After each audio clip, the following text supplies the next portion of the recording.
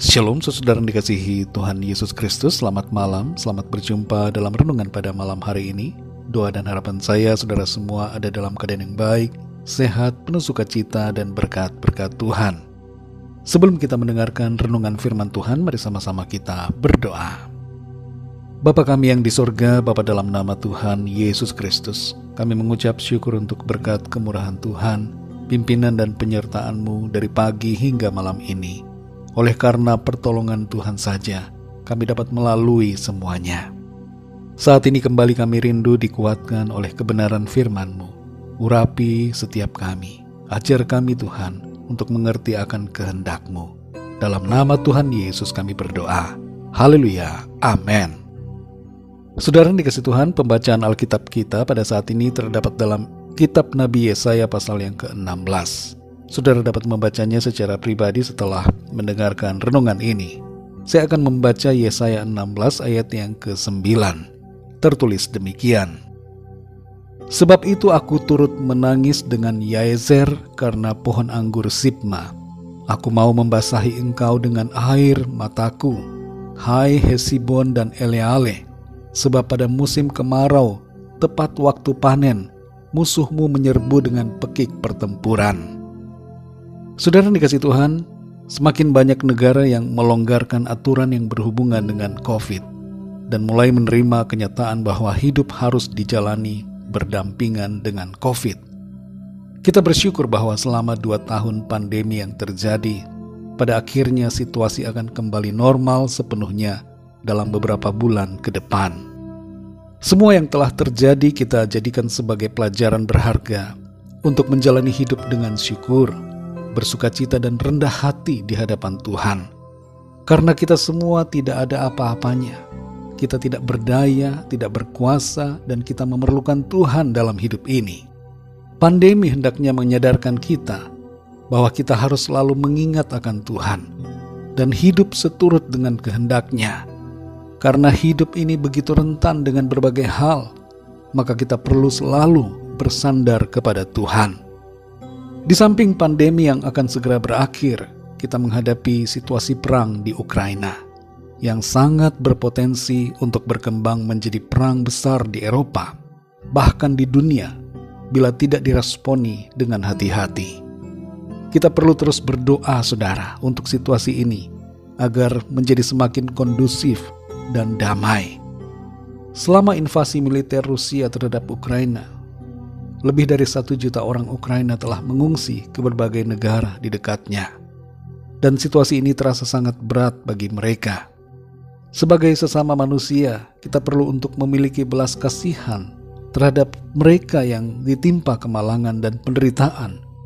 Bukan hanya bagi orang-orang Ukraina saja, tapi juga semua orang di dunia ini yang sedang dalam kemalangan. Kita tidak boleh mensyukurinya, tapi turut berempati dan mendoakan yang terbaik. Penderitaan, kesulitan dan masalah yang menimpa dunia ini hendaknya membuat kita berbelas kasihan terhadap jiwa-jiwa. Dalam ayat ini kita membaca bahwa Nabi Yesaya turut menangis karena apa yang akan menimpa bangsa Moab. Kalau kita membaca kitab Nabi Yesaya, di sisi yang lain Nabi Yesaya ini nampak begitu keras dengan berbagai kata-kata peringatan yang begitu tegas ia sampaikan. Khususnya ketika ia menegur dosa dan menyampaikan nubuat tentang murka Tuhan yang akan terjadi. Namun di balik itu kita melihat bagaimana hati Nabi Yesaya yang sebenarnya penuh dengan belas kasihan kepada bangsa-bangsa. Inilah dorongan kasih dari Tuhan yang membuat Yesaya berbelas kasihan. Sekalipun bencana itu terjadi pada bangsa-bangsa yang tidak mau mendengar suara firman Tuhan yang disampaikannya dan memberontak terhadap Tuhan, kita dapat memahami di sini akan wujud dari kasih yang sejati, yaitu ada teguran, tapi juga ada belas kasihan. Saudara yang dikasihi Tuhan, pesan firman Tuhan buat kita melalui ayat ini adalah agar kita memiliki belas kasihan terhadap jiwa-jiwa dan tidak mensyukuri kemalangan dan penderitaan yang terjadi atas orang lain. Sekalipun orang tersebut adalah orang yang hidupnya berdosa dan penuh kejahatan di hadapan Tuhan, kita perlu menegur dan memperingatkan Kita perlu menyampaikan kabar keselamatan dalam Tuhan Yesus Kristus. Tapi kita juga perlu mendoakan yang terbaik agar mereka mengalami anugerah keselamatan. Mari saudara yang dikasihi Tuhan, jangan kita bergembira dan bersorak atas kemalangan orang lain, tapi milikilah hati yang berbelas kasihan dan berempati atas orang-orang yang mengalami penderitaan. Dan meskipun mereka bukanlah orang yang beriman kepada Tuhan, mari kita doakan agar mereka bertobat dan menerima keselamatan. Dalam Yehezkiel 33 ayat yang ke-11 tertulis firman Tuhan, "Aku tidak berkenan kepada kematian orang fasik, melainkan aku berkenan kepada pertobatan orang fasik itu dari kelakuannya, supaya ia hidup." Mari kita miliki hati seperti Tuhan, yang selalu mau mengasihi, dan mau agar setiap orang tidak binasa, tapi diselamatkan. Mari kita berdoa. Bapa kami yang di sorga, Bapa dalam nama Tuhan Yesus Kristus, kami mengucap syukur untuk firman-Mu yang sudah kami baca, kami dengar dan renungkan pada saat ini. Kami belajar lewat apa yang terjadi, khususnya melalui respon Nabi Yesaya yang menangis atas situasi yang akan menimpa bangsa Moab. Ia tidak bersorak-sorak dan mensyukurinya, tapi ia meratapinya dengan air matanya.